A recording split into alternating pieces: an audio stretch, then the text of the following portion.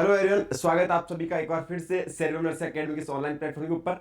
आज इस लेक्चर के अंदर जो हम बात करने वाले हैं वो अपन स्किन के डिजीज कंडीशन के बारे में बात करने वाले हैं। और डिजीज जो अपना रहने वाला है वो रहने वाला है एक्ने वल्गेरिस। ध्यान दीजिएगा, वन वन हर एक चीज के बारे में बात करेंगे। डेफिनेशन, इसे क्या कारण हो सकते हैं, इसे क्या पैथोफिजियोलॉजी हो सकती है, क्या साइन एंड सिम्टम हो सकते हैं और क्या इसका अपन मैनेजमेंट है ओपन कर सकते हैं। आप सभी को पता होगा कि एक्ने जिसको अपन पिंपल से बोलते हैं और इसे साइंटिफिक नेम की अगर बात है तो क्या बोला जाता है, उसको एक्ने वल्गेरिस है वो बोला जाता है। और ये सभी को पता होगा कि एक्ने वल्गेरिस जो कंडीशन होती है वो किसकी होती है, स्किन की एक इंफ्लामेटरी डिजीज कंडीशन होती है। It is the chronic inflammatory disease of the skin. इसका स्किन की एक क्रॉनिक और एक इंफ्लामेटरी डिजीज कंडीशन होती है, inflammatory disease of the sebaceous gland. ध्यान दीजिएगा, अपन ने बात की थी जो अपने ग्लैंड होती है, स्वेट ग्लैंड होती है, स्किन के अंदर सीबेसियस ग्लैंड प्रेजेंट होती है। और जो सीबेसियस ग्लैंड होती है वो क्या करती है, आपके सीबम का सीक्रेशन करती है, ऑयल सीक्रेशन करती है। तो सीबेसियस ग्लैंड का अगर क्रोनिक इन्फ्लेमेशन हो रहा है तो इसकी वजह से क्या हो सकता है, एक्ने या पिंपल्स अपीयर हो सकते हैं। तो बोल सकते हैं कि जो एक्ने वल्गेरिस होता है वो क्या होता है, chronic inflammatory disease of the skin and chronic inflammatory disease of the sebaceous gland. Basically अगर अपन बात करें तो फीमेल्स के अंदर बात करें तो ये कॉमनली देखने को मिलता है। लेकिन इसकी एक चीज और ध्यान रखना, usually onset in the puberty. ध्यान दीजिए, प्यूबर्टी एज होते हैं, बोल सकते हैं कि आफ्टर 12 ईयर जो प्यूबर्टी की एज होती है उसके बाद एक कंडीशन है वो अपीयर होती है। तो इंपॉर्टेंट चीज है, यहां से क्वेश्चन बन सकता है कि कौन सी डिजीज कंडीशन है वो प्यूबर्टी के टाइम में वो अपीयर होती है। तो एक्ने जो वल्गेरिस होते हैं, एक्ने जो पिंपल्स होते हैं, usually onset in the time of the puberty. Next अपन बात करें occurs due to when dead cell या oil block the hair follicles। आप सभी को पता है कि जो हेयर फॉलिकल्स होते हैं, जो अपना आउटर पार्ट दिख रहा है अपने को हेयर्स का, लेकिन इनके जो हेयर फॉलिकल्स होते हैं या आपके जो डर्मिस लेयर होती है वहां से अगर होते हैं तो जो हेयर फॉलिकल्स वो क्या करते हैं, ब्लॉक कर देती है। जो डेड सेल होती है और जो एक्सेसिव अगर ऑयल का सीक्रेशन हो रहा है, एक्सेसिव अगर सीबम का सीक्रेशन हो रहा है, वो क्या कर देते हैं, ये हेयर फॉलिकल्स को ब्लॉक कर देते हैं। बेसिकली बात करें, मान लीजिए ये आपकी डर्मिस लेयर है, ये आपकी एपिडर्मिस लेयर, ये यहाँ पे आपके हेयर फॉलिकल से हेयर की ग्रोथ हो रही है। तो जब भी क्या होता है, आपकी सीबेसियस ग्लैंड सीबम का सीक्रेशन करती है, ऑयल का सीक्रेशन करती है, तो क्या होता है, ये आपके हेयर फॉलिकल्स के माध्यम से क्या आते हैं, आपके स्किन के ऊपर आते हैं। अरे आपकी स्किन जैसे ऑयली हो जाती है तो ये ऑयल आपस में बार पर थोड़ी आ रहा है, ये किसके माध्यम से आता है, जो हेयर फॉलिकल्स होते हैं, इन हेयर फॉलिकल्स के पास से क्या होता है, ये अपनी बॉडी के आउटर साइड में बाहर आता है। इसीलिए अपनी स्किन होती है ऑयली नेचर को देखने की मिलती है। अगर आपके हेयर फॉलिकल्स यहां से क्या हो जाए, ब्लॉक हो जाए, तो ये क्या ऑयल का जो सीक्रेशन हो रहा है, सीबम का सीक्रेशन होने के बाद आ पाएगा क्या, नहीं आ पाएगा। और ये अगर यहां पे इकट्ठा हो जाएगा तो किसका फॉर्मेशन कर देगा, एक्ने का फॉर्मेशन कर देता है, पिंपल्स का फॉर्मेशन है वो कर देता है। इंपॉर्टेंट चीज मैंने क्या बताई, ये आपकी स्किन और सीबेसियस ग्लैंड की इंफ्लेमेटरी डिजीज कंडीशन होती है, प्यूबर्टी के टाइम ऑनसेट होती है। कैसे अकर होती है, due to the dead cell या ऑयल क्या कर देता है, हेयर फॉलिकल्स को ब्लॉक कर देता है। नेक्स्ट इसके बारे में अगर अपन जाने तो ध्यान दीजिएगा, this condition is more common in the mails. अगर बात करें तो मैक्सिमली अगर ज्यादा देखने को मिलती है, ये मेल्स के अंदर क्या होती है, कॉमनली देखने को मिलती है। नेक्स्ट बात ध्यान दीजिएगा, इन फीमेल एक्साब्रेशन मतलब कंडीशन और ज्यादा सीवियर होती है with menstrual cycle because of hormonal activity.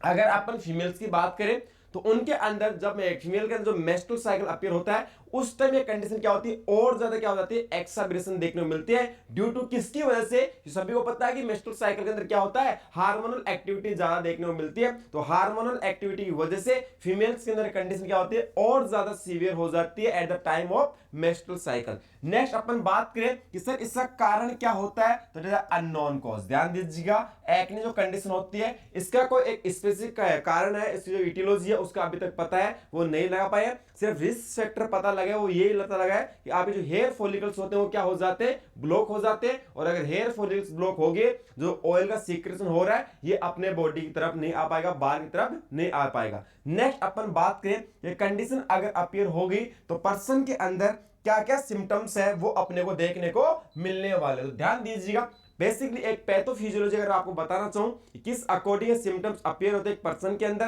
तो ध्यान दीजिएगा, डेड स्किन सेल या oil gland block the hair follicles. मैंने बताया कि जो डेड सेल होती है और जो ऑयल ग्लैंड होती है क्या कर देती है, आपके हेयर फॉलिकल्स को ब्लॉक है वो कर देती है। अगर हेयर फॉलिकल्स ब्लॉक हो गया तो ऑयल बाहर की तरफ नहीं आ पाएगा और क्या होगा, इंक्रीज ऑयल सीबम प्रोडक्शन, और क्या हो जाएगा, इंक्रीज ऑयल का प्रोडक्शन होना, ऐसा बोल सकते हैं जो सीबेसिक ग्लैंड सीबम का प्रोडक्शन करती है उसका प्रोडक्शन क्या हो जाएगा, और ज्यादा बढ़ जाएगा। और अगर प्रोडक्शन बढ़ गया तो क्या होगा, excessive deposition of the protein के, सभी को पता है कि ये क्या होते हैं, एक हार्ड प्रोटीन होती है, जो केराटिन होती है वो क्या होती है, एक हार्ड प्रोटीन होती है। तो इसका क्या होने लग जाएगा, एक्सेसिव डिपोजिशन होना स्टार्ट हो जाएगा, और इसकी वजह से क्या होता है, कोमेडोन का फॉर्मेशन है वो देखने को मिलता है। ध्यान दीजिएगा, जब क्या होगा, आपकी ऑयल ग्लैंड क्या करती है, हेयर फॉलिकल ब्लॉक करेगी, और वह अगर ब्लॉक हो गई तो एक्सेसिव ऑयल का प्रोडक्शन होगा, बोल सकते हैं एक्सेसिव सीबम का प्रोडक्शन होगा, और अगर उसका प्रोडक्शन ज्यादा होगा, हेयर फॉलिकल्स ब्लॉक हो जाएंगे, तो क्या हो जाएगा, केराटिनिन प्रोटीन का जो डिपोजिशन होता है एक्सेसिव मात्रा के अंदर देखने को मिलेगा, और उसकी वजह से क्या होगा, कोमेडोन का फॉर्मेशन है ये अपने को स्किन के ऊपर देखने को मिलता है। अब ध्यान दीजिएगा, ये कोमेडोन भी दो अलग अलग टाइप के होते हैं, कलर के आधार पे बोल सकते हैं, या बोल सकते हैं इन्फ्लामेटरी और नॉन इन्फ्लामेटरी के आधार पे अलग अलग डिवाइड होते हैं। तो बात करते हैं इस डिजीज कंडीशन के असेसमेंट फाइंडिंग की, ये क्या क्या साइन एंड सिम्टम है, ये अपने को एक्ने वल्गेरिस वाली कंडीशन के अंदर देखने को मिलते हैं। सबसे पहली चीज जो अपने पैथोफिजियोलॉजी के अंदर देखिए, कोमेडोन का फॉर्मेशन है वो इस कंडीशन के अंदर देखने को मिलता है। और कोमेडोन दो टाइप के होते हैं, एक क्लोज कोमेडोन और एक होते हैं ओपन कोमेडोन। जो अगर क्लोज कोमेडोन होते हैं व्हाइट हेड होते हैं, और जो ब्लैक होते हैं, ब्लैक हेड होते हैं, वो कैसे होते हैं, ओपन कोमेडोन। जैसे पिंपल्स हो रहे हैं, ब्लैक कलर के भी हो रहे हैं और व्हाइट कलर के भी हो रहे हैं। जो व्हाइट कलर के हो रहे हैं ये कैसे होते हैं, नॉन इन्फ्लामेटेड होते हैं, जान दिया, नॉन इन्फ्लामेटरी होते हैं, नॉन इन्फ्लाम्ड होते हैं। बट जो ब्लैक कलर के होते हैं वो क्या होते हैं, इन्फ्लाम्ड होते हैं। ध्यान दीजिएगा, जो ब्लैक कलर के हो रहे हैं, ब्लैक हेड अपने को देखने को मिल रहे हैं, ये इन्फ्लाम्ड कोमेडोन फॉर्मेशन होता है, और जो व्हाइट कलर नॉन इन्फ्लाम्ड होते हैं। नेक्स्ट बात ये भी इंपॉर्टेंट है, यहाँ पे जो व्हाइट हेड होते हैं क्लोज कोमेडोन के नाम से जाने जाते हैं, और जो ब्लैक हेड होते हैं ये ओपन कोमेडोन के नाम से जाने जाते हैं। दोनों डिफरेंस ध्यान रखना, क्लोज वाले व्हाइट कलर के होते हैं और क्या होते हैं, नॉन इन्फ्लाम्ड होते हैं, और जो ओपन वाले होते हैं वो ब्लैक हेड होते हैं और कैसे होते हैं, इन्फ्लाम्ड है, वो अपने को देखने को मिलते हैं। नेक्स्ट अगर इसके बारे में अपन बात करें तो ध्यान दीजिएगा, इसके अंदर पैप्यूल्स का फॉर्मेशन होगा, उसके बाद पेस्ट्यूल का फॉर्मेशन होगा, and result as a inflammatory process. ध्यान दीजिएगा, अगर अपन बात करें तो चार टाइप के रेसेस मेनली अपने को देखने को मिलते हैं, और वो चार टाइप कौन कौन से होते हैं, एक होता है मैक्यूल, नेक्स्ट अगर बात करें तो कौन सा होता है, पेप्यूल, नेक्स्ट अपन बात करें तो क्या होता है, वेसिकल्स, और नेक्स्ट बात करें तो पेस्ट्यूल। वैसे तो रेसेस बहुत टाइप के होते हैं, बट मेनली अगर अपन बात करें तो चार टाइप के रेसेस अपनी बॉडी के ऊपर मेनली देखने को मिलते हैं। इनके अंदर सर डिफरेंस क्या होता है, जो मैक्यूल टाइप के रेसेस होते हैं यहाँ पे क्या होता है, स्किन कलर का चेंजेस होता है। ध्यान दीजिए, आपने स्किन का जो कलर है उसका चेंजेस होता है, बट अगर अपन उनको पाल्पेट करेंगे तो पाल्पेट करने के ऊपर अपने कुछ फील है वो नहीं होगा। सेकंड बात करते हैं पेप्यूल, और पेप्यूल को अपन क्या कर सकते हैं, पाल्पेट कर सकते हैं, क्या कर सकते हैं, पाल्पेट कर सकते हैं। नेक्स्ट थर्ड वन वेसिकल, और वेसिकल के अंदर क्या होगा, ये रेसेस के अंदर क्या हो जाएगा, फ्लूइड भर जाएगा, और जो पेस्टल होते हैं उसके अंदर क्या हो जाएगा कि सर यहाँ पे पस का फॉर्मेशन हो जाता है। जो अपने एक्ने वाली कंडीशन है इसके अंदर कोमेडोन का फॉर्मेशन हुआ, और इसके बाद क्या देखने को मिल सकता है यहाँ पे, इसके अंदर मैंने बताया कि पेप्यूल्स और पेस्टुल का फॉर्मेशन होगा। पेप्यूल मतलब अपन को पाल्पेट कर सकते हैं, और पेस्टुल मतलब इनके अंदर पस का फॉर्मेशन हो चुका है। जो एक्ने हुए हैं, जो पिंपल हुए हैं, उनको अगर अपन पाल्पेट करना चाहे स्टार्टिंग के अंदर अपन पाल्पेट कर सकते हैं, और इसके बाद क्या होगा, इनके अंदर डायरेक्टली पस का फॉर्मेशन देखने को मिलता है। तो बोल सकते हैं कि papule and pustule result in the inflammatory process. अगर पेस्टुल का फॉर्मेशन हो गया, ये क्या करेगा, इंफ्लामेशन और ज्यादा कॉज है वो करने वाला है। नेक्स्ट ध्यान दीजिएगा, nodules result from total disintegration of comedone then collapse of the follicles। ध्यान दीजिएगा, अगर नोड्यूल्स बनना स्टार्ट हो गए तो क्या करेगा, टोटल डिसइंटीग्रेशन आप बोल सकते हैं, ये अलग अलग पार्टिकल्स के अंदर क्या हो जाएगा, ब्रेक डाउन हो जाएगा। नोड्यूल्स का जो फॉर्मेशन हुआ, ध्यान दीजिए, तो नोड्यूल का फॉर्मेशन होगा वो अलग अलग पार्टिकल्स के अंदर क्या हो जाएगा, ब्रेक डाउन हो जाएगा, और किसके बाद क्या हो जाएगा, जो फॉलिकल्स है वो क्या हो जाएगा, वहां पर कोलैप्स वाली कंडीशन वहां पर देखने को मिले। जो फॉलिकल्स है वो एकदम क्या हो जाते हैं, वहां पर ब्लॉक है वो होने वाले। नेक्स्ट बात करें कि अगर ये कंडीशन कॉज होगी तो यहां पे अपन क्या क्या इंटरवेंशन है ये अपने को करने चाहिए, क्या इस तरीके से किस तरीके से इस तरीके को अपन मैनेजमेंट अपन करना चाहिए, इस डिजीज कंडीशन को कैसे अपन प्रिवेंट है वो कर सकते हैं। सबसे पहले बात करते हैं इंटरवेंशन की। जब भी अगर किसी पर्सन को अगर एक्ने वाली कंडीशन हो जाए तो वहां पे अपन क्या करना है, कभी भी फेस स्क्रब नहीं करना चाहिए। Instruct the client not scrub the face, क्योंकि स्क्रब क्यों नहीं करना चाहिए? क्योंकि मैंने बताया कि जो कोमेडोन का जो फॉर्मेशन हो रहा है ये व्हाइट कलर का भी होता है और ब्लैक कलर, बोल सकते हैं इन्फ्लाम्ड होते हैं और नॉन इन्फ्लाम्ड होते हैं। अगर नॉन इन्फ्लाम्ड है और अपन स्क्रब करें तो कोई दिक्कत नहीं है, बट अगर कोमेडोन का फॉर्मेशन अगर इन्फ्लाम्ड वाला है तो वो क्या करता है, डिजीज कंडीशन को और ज्यादा सीवियर है वो कर सकता है। तो इंपॉर्टेंट इंटरवेंशन है कि अपने क्लाइंट को इंस्ट्रक्ट करना है कि do not scrub the face. Next बात, do not squeeze the lesion, जो लीजन अपीयर हुए फेस के ऊपर उनको कभी भी अपने को स्क्वीज नहीं करना, उनको दबाना नहीं है।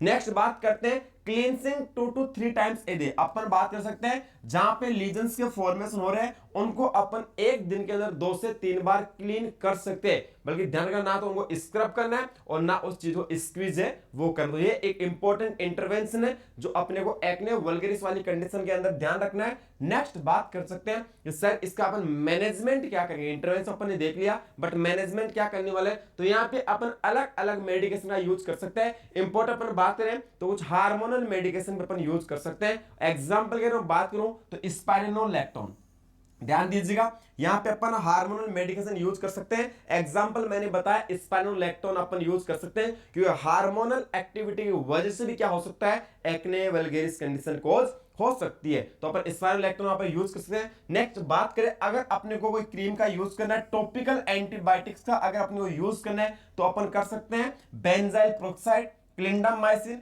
और ट्रिटिनोइन। ध्यान दें तीन इंपॉर्टेंट चीज मेडिकेशन बता रहा हूं, टॉपिकल एंटीबायोटिक है, बेंजाइल पेरोक्साइड, क्लिंडामाइसिन और ट्रिटिनोइन है, वो अपन यूज कर सकते हैं। एग्जाम के पॉइंट ऑफ व्यू से अगर मैं यहां पे बात करूं तो ट्रिटिनोइन ये इंपॉर्टेंट है, यहां से एग्जाम के अंदर मैक्सिमम टाइम क्वेश्चन बनता है ट्रिटिनोइन का। जो ट्रिटिनोइन होता है क्या होता है, विटामिन ए का डेरिवेटिव होता है। ट्रिटिनोइन क्या होता है, विटामिन ए का डेरिवेटिव होता है। तो जब भी किसी पर्सन को टॉपिकल एंटीबायोटिक ट्रिटिनोइन अगर चल रही है तो उस पर्सन के अंदर विटामिन ए सप्लीमेंट को क्या करना होगा, अपने को डिसकंटिन्यू करना होगा। अगर विटामिन ए सप्लीमेंट भी साथ साथ दे रहे हैं और ट्रिटिनोइन टॉपिकल एंटीबायोटिक अगर साथ साथ दे रहे हैं, वो कहीं ना कहीं इस डिजीज कंडीशन को और ज्यादा कॉम्प्लिकेट है वो कर सकती है। जब भी पर्सन को vitamin A derivative tretinoin topical antibiotic अगर अपन यूज कर रहे हैं तो पर्सन अगर विटामिन ए सप्लीमेंट ले रहा है उसको अपन क्या कर देंगे, डिसकंटिन्यू करने वाले।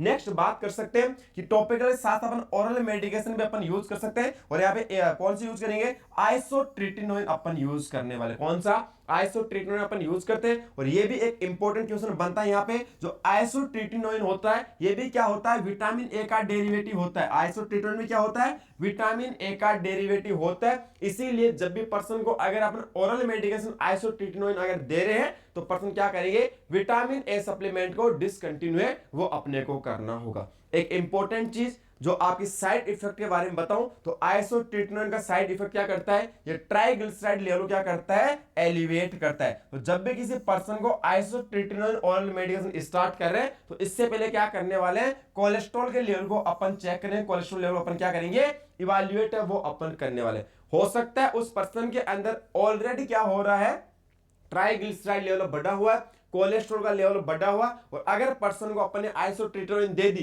तो ये क्या कर देगा, और ज्यादा उस पर्सन के अंदर कोलेस्ट्रॉल के लेवल को इंक्रीज कर सकता है। और कहीं ना कहीं वो कंडीशन क्या हो सकती है, वहां पर थ्रोम्बस का फॉर्मेशन बन सकता है, ब्लड सप्लाई को ब्लॉक है वो कर सकता है। तो जब भी किसी पर्सन को आइसोट्रिटिनोइन देंगे तो ट्राइग्लिसराइड का लेवल बढ़ाती है, इसलिए कोलेस्ट्रॉल लेवल पहले अपने को चेक करना होगा। लेवल अगर नॉर्मल है तब अपन क्या करते हैं, आइसोट्रिटिनोइन को स्टार्ट करते हैं। इसके अलावा अल्टरनेट अगर अपन ऑप्शन चूज करना चाहिए यहां पर तो अपन मिनोसाइक्लिन, डॉक्सीसाइक्लिन और टेट्रासाइक्लिन मेडिकेशन है, ये अपन ओरल मेडिकेशन के तौर के ऊपर एक्ने वाली कंडीशन के अंदर यूज है वो कर सकते हैं। तो ये थी एक इंपॉर्टेंट डिजीज कंडीशन। इंपॉर्टेंट चीज जो आपके एग्जाम के पॉइंट ऑफ व्यू से दो ड्रग मैंने बताए, ट्रिटिनोइन के बारे में आपको इंपॉर्टेंट ध्यान रखना है, आइसोट्रिटिनोइन के बारे में आपको ध्यान रखना है, और कोमेडोन फॉर्मेशन ओपन और क्लोज के बारे में आप लोगों को यहाँ पर ध्यान है वो रखना है। तो ये आज की क्लास के अंदर अपना एक छोटा सा टॉपिक था, एक्ने वल्गरिस बोल सकते हैं, पिंपल्स के बारे में। अगर क्लास आपको अच्छे लगे क्लास को लाइक कीजिएगा, साथ साथ कमेंट सेक्शन में कमेंट जरूर कीजिएगा, और चैनल को ज्यादा अपने फ्रेंड्स में शेयर कीजिए, सभी को इस क्लास से बेनिफिट है वो मिल सके। मिलते हैं नेक्स्ट क्लास के अंदर नेक्स्ट टॉपिक के साथ, तब तक के लिए धन्यवाद।